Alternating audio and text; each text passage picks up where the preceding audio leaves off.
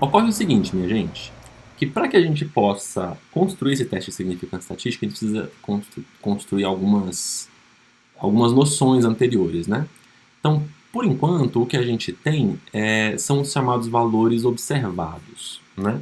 São os chamados valores observados. O que são esses valores observados? São quantos cidadãos, quantas instâncias individuais ocorrem efetivamente em cada célula da tabela de contingência, né?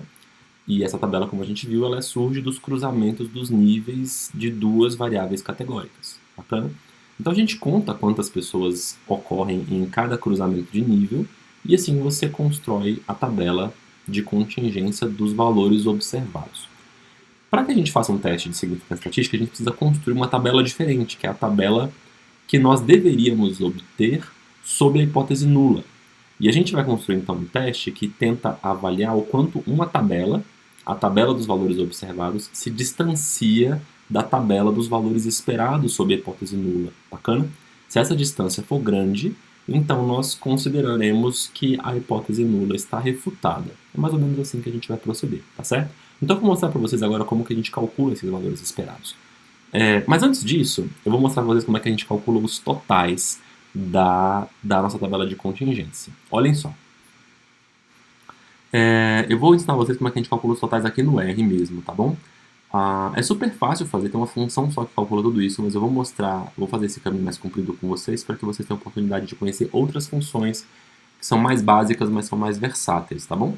Então a primeira coisa que eu vou fazer, nessa linha aqui, ó, nessa linha de comando, nessa linha do código, eu vou fazer exatamente o que eu fiz anteriormente, né, que é criar uma tabela de contingência, só que eu vou armazenar essa tabela de contingência numa estrutura chamada tab, certo? Vamos lá, executei, pá, pronto, executei cada linha. Então ela é uma atribuição, ela é silenciosa, nada aconteceu, mas a variável tab foi criada. E ela é uma tabela de entradas inteiras, tá bom? Agora o que eu vou fazer? Eu vou calcular com a função rowSums, certo? Presta atenção que esse S no meio do rowSums é maiúsculo. Com a função rowSums, eu vou fazer a soma ao longo das linhas, certo? É isso que a função rowSums faz.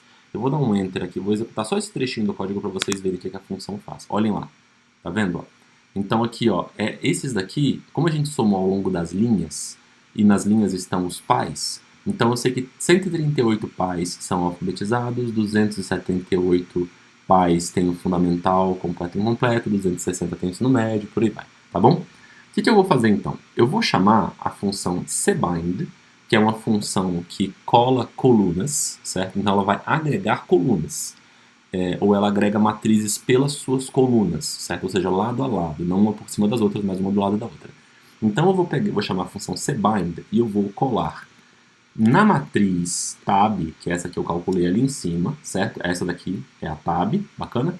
Eu quero agregar a essa tabela aqui, a esse quadro, uma coluna nova, uma nova coluna. E essa coluna vai ter o total em cada linha, tá certo? E eu obter isso com a função rowSums. É isso que eu estou fazendo nessa segunda linha do código aqui, tá certo, gente? Vou dar um comando Enter, certo?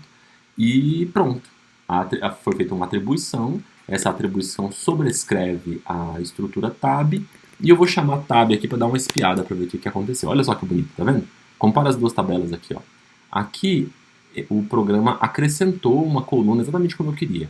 O nome dessa coluna é total, eu declarei esse nome aqui dentro, ó. O nome dela é total e é o total das linhas, certo? É o total ao longo das linhas, tá bom? E eu vou fazer a mesma coisa agora só que para as colunas. Eu vou usar a função callSums, que ela faz a soma de todos os valores ao longo de cada coluna, certo? E eu vou fazer um rbind, ou seja, eu vou colar uma rbind, é a função que cola linhas, tá certo? Então eu vou colar uma linha nova na tabela tab. E o resultado disso tudo eu vou sobrescrever na função, na variável tab, certo? Vamos lá, eu vou executar essa linha aqui, ela é uma atribuição, é silenciosa, nada aconteceu, chamo tab no final para ver como ficou o resultado. E o que eu tenho aqui é exatamente a nossa tabela de contingência, só que ela tem os totais de linha e os totais de coluna e o total geral, que é justamente 1000 observações, que são exatamente as 1000 observações que nós filtramos lá na importação do nosso data frame, certo? Então, quando a gente está falando de tabela de contingência, geralmente a gente tem as informações, os valores observados em cada célula, certo? a gente tem os totais de linha, os totais de coluna e os totais gerais. E essas informações nos permitem calcular os valores esperados em cada célula. E é isso que eu vou ensinar a vocês como fazer, certo? Ó, vejam só. Tem como a gente demonstrar que se você, primeiro, se você pegar o total da linha I, que eu estou representando aqui pela letra T com índice I, e dividir pelo total geral, você vai estimar a probabilidade de que um cidadão, de que uma instância individual ocorra na linha I. Se você pegar o total da coluna J, da jésima coluna, dividir pelo total geral, você vai achar um estimador da probabilidade de que a instância individual ocorra na coluna J, certo? Então vamos lá, primeiro vamos olhar isso, vamos tentar enxergar isso com calma lá na nossa tabela. De quanto que a gente está falando, né? Olha só, vê se faz sentido. 318 pais são alfabetizados em um universo de 1.000 pessoas, certo? Então, de 1.000 pessoas, de 1.000 estudantes do Enem, 318 declaram que o pai é alfabetizado, certo? Isso significa que aproximadamente 31,8% dos pais é alfabetizado. Então, se você for sortear uma pessoa, um estudante do Enem, ali, daqueles 1.000, né, aleatoriamente, tá? Qual é a probabilidade de você obter um filho de pai alfabetizado? Ou não alfabetizado, né? Vocês entenderam, né? A chance é de aproximadamente 31,8%, não é não? Qual é a chance de você obter um cidadãozinho cujo pai tenha o fundamental, completo ou incompleto? Bem, isso deve dar uns 27,8%, tá vendo? Qual é a chance, qual é a probabilidade de você sortear nessa amostra um filho de pai com pós-graduação ou graduação? Dá um 14,4%, certo? Como é que eu estou chegando nesses percentuais? Eu estou dividindo o total de cada linha pelo total geral. E o mesmo você pode fazer pelos totais de coluna, para você saber qual é a probabilidade de que um menino sorteado, uma criança sorteada, né, um adolescente, tenha uma mãe com um fundamental completo ou incompleto. Então, é o mesmo procedimento. Agora, o que a gente vai fazer? A gente vai usar uma coisa chamada probabilidade condicional? Acho que não. Acho que são probabilidades independentes, na verdade.